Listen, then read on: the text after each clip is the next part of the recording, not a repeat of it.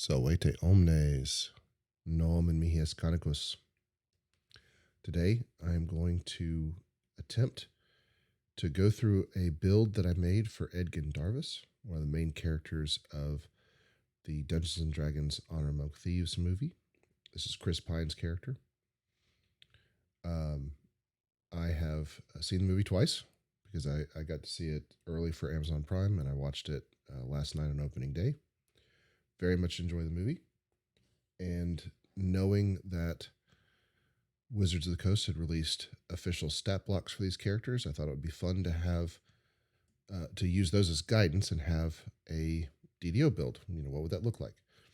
Now, D&D 5e and a monster stat block, very different rules of what's allowed and what they can do between that and a DDO character. So this is themed more than following that stat block, although I did attempt to follow whatever limits that they put on there as I could. So we'll see how that goes. Edgin is human. That's very clear in the movie. I'm going to try not to spoil the movie very much. I've got warnings about possible mild spoilers in the description and in the title, at least the title for now. But I don't think it's a spoiler to say he's a human. You can see him in the trailers and stuff. And the stat block says he's chaotic good, which makes sense. He's a bard, and stat block, he's a full class bard, so I'm not going to multi-class. Now the stats, this is a problem. In order to get the stats, well, there's two problems.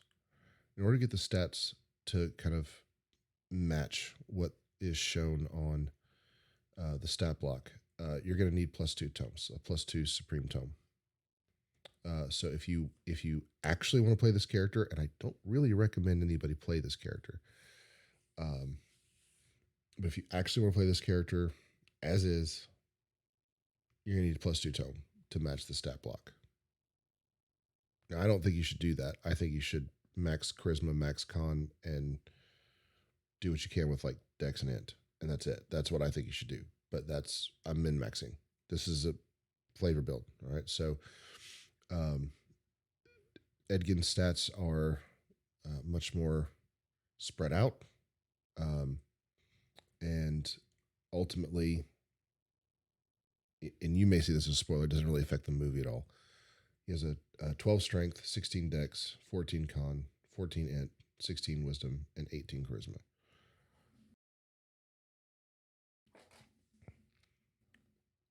So I have all this, +2 tomes, 32-point build, works out perfectly. And then I'm taking all charisma because he's a bard. So those are his stats. Let's look at skills. So I took balance because he's going to be a single weapon fighter. I'll go over that in a second. Took basically all the social skills. So we've got bluff, diplomacy, haggle. I didn't take intimidate because it's not a class skill. Perform, a little bit of search, a little bit of spellcraft, use magic device just in case. And that pretty much covers his skills. Nothing too impressive. And one thing I want to make very clear, if there is any value to this character at all, it is as a support character. You need a party. You need a party. You may be very useful in a party. But, and this is pretty fair for the movie, Edgin needs a party. Edgin doesn't do a whole lot by himself. He's very effective at getting other people to do things, but doesn't do really a whole lot himself. And even in one of the trailers, that there's a little bit where the druid is like, well, what value do you bring to this? And quite frankly, he brings a lot of value, but not as an individual, as a part of the whole.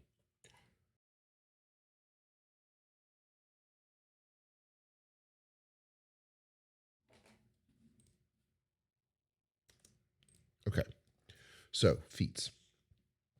At level 1, we're human, so I'm going to take Spell Focus Enchantment. Edgin is an enchanter.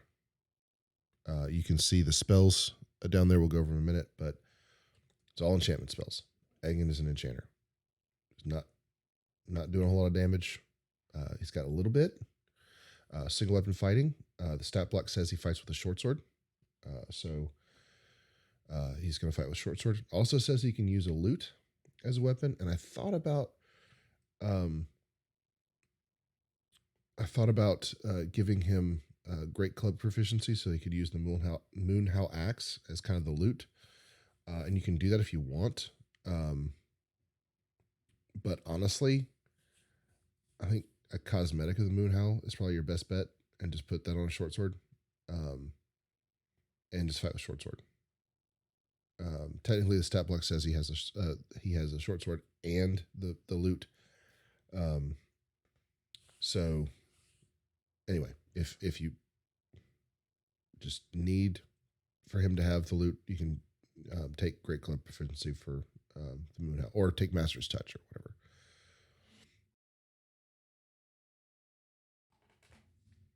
Okay. So Spell Focus Enchantment, single weapon fighting. At level 3, taking Dodge. Just defensive. Level 6, Precision. You're not going to fight much, but the stat block hybridizes. And so I think that's important. So we're just going to try and make something. Quite frankly, I couldn't think of anything else to take. Level 9, improve single weapon fighting, just to kind of keep that going. We've got greater spell focus enchantment. 3 down. Greater single weapon fighting. So, I mean, you're going to do some damage here. Then improve critical piercing for the short sword. Level 21, epic spell focus enchantment. Enchantment. Let's see. Perfect single weapon fighting. I'm just going to do this. All right. Perfect single weapon fighting. And then emboldened spell. Oh, by the way, here at level 6, this is where I had greater the weapon proficiency for Great Club, if you wanted to do that. So what was that? Middle click. So if you really wanted to do that, there you go. Anyway, perfect single weapon fighting at 22. Emboldened spell. I want to get those DCs up. Sonic spell power. Shout is going to be one of your big spells. So get some Sonic spell power. Force of personality. This could probably go sooner. And quite frankly, you might even want to do this here instead of precision.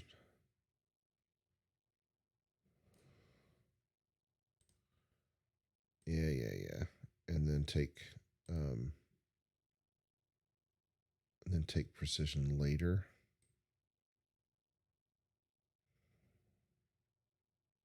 If that's even what you want to do. Inspire excellence.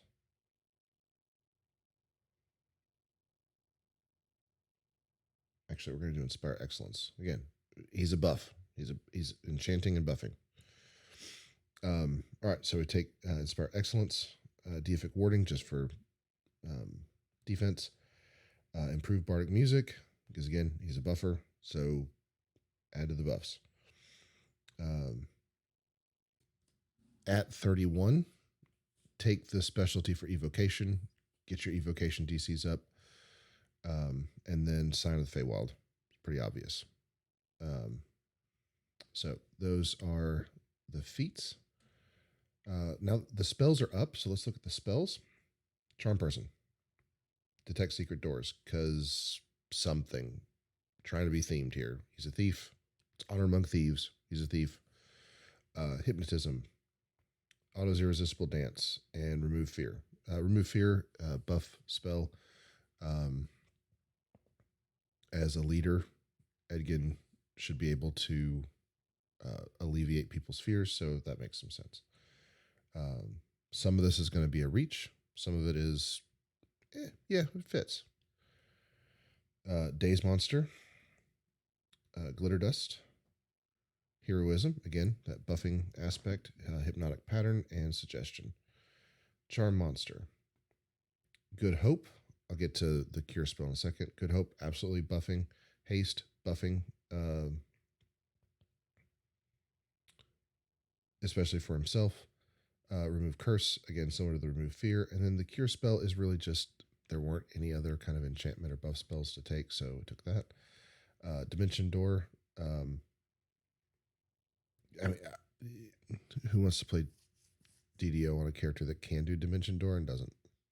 So, there you go. Again, Dominate Person, Hold Monster, Auto Sphere of Dancing, and Shout.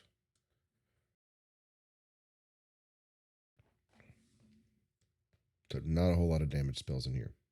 No damage. Just this is the damages. Mass Hold Monster. This comes from the enhancement tree.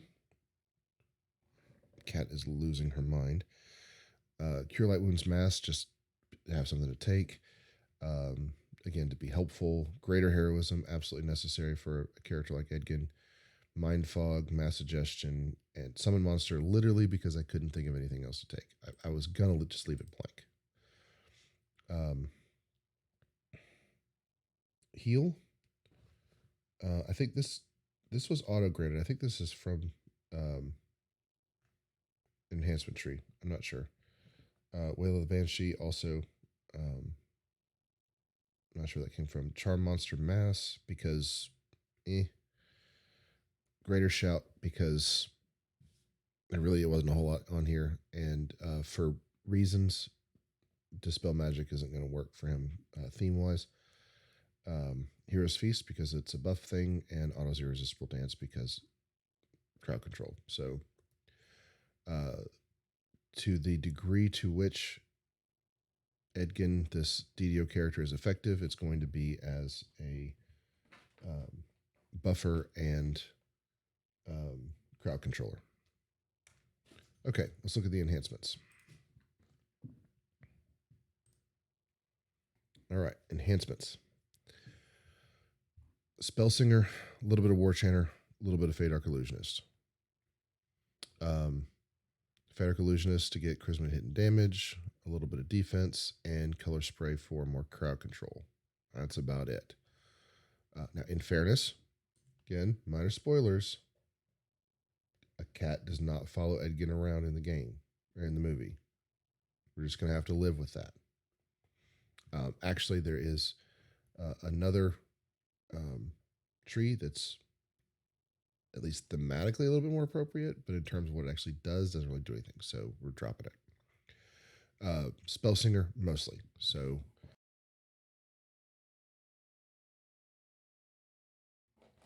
my cat is just running around like a mad person. All right. So, yes, Spellsinger. Basically everything. Heavy use of Fascinate. Heavy use of Fascinate for Edgin. This very much fits in his stat block. So, if you want to play like Edgin according to the stat block, you want to Fascinate stuff as much as you can.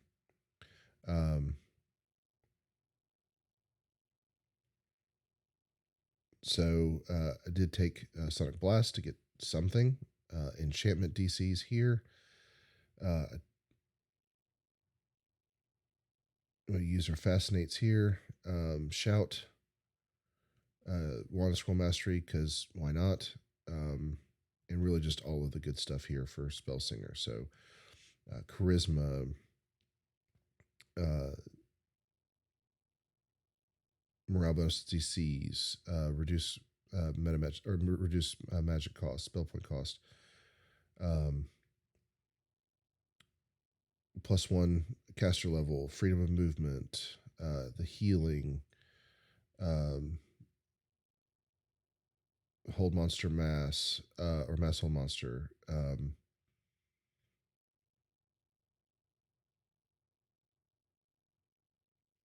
The Song of Capering, Spell Song Vigor, Horn of Thunder. Okay, so it's a little bit more damage there. And then War Chanter, I try to take the buffs. So this is this stuff that's just going to buff the party. Only 20 points spent in here. Um, this is going to make Edgin not totally useless in melee if necessary, but mostly to help buff other people.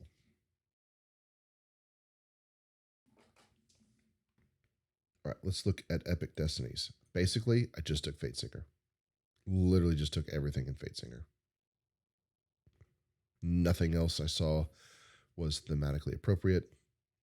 So just take everything in Fatesinger. I took Eschew Materials because why not? I took Strike a Chord. I took the spell casting version of the Epic Strike. If you want to do something where you're fighting with your sword more, and you want to take Blade of Discord, or what is it? That's not giving it to me. If you want to take the melee attack version, by all means take that. But I did not. But just literally everything in Fatesinger, all of it. Just take all of it. I took the thing that doubles Shout, Greater Shout, and Horn of Thunder damage. If you want to take Greatest Shout, that's fine. And we can heal with those spells, or at least Shout and Greater Shout.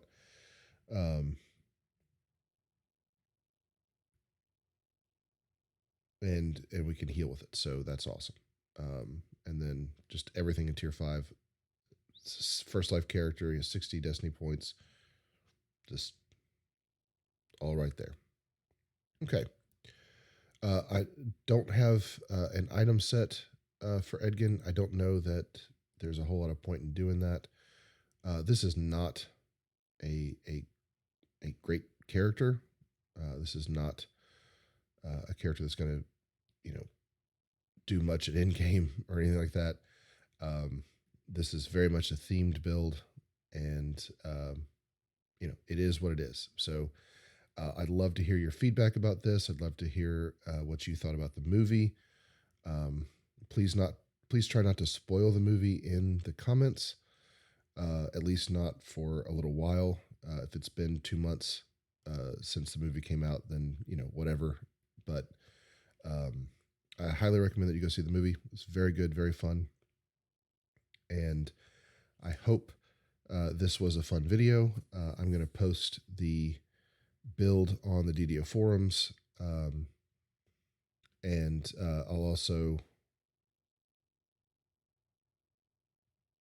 I'll post to the DDO forums, and I'll post a link to the forum post in the description. So, gratias vobis ago. Thank you so much for watching, and I will see you next time for the next Honor Among Thieves build, Holga. Si waletis, ego walio, walete.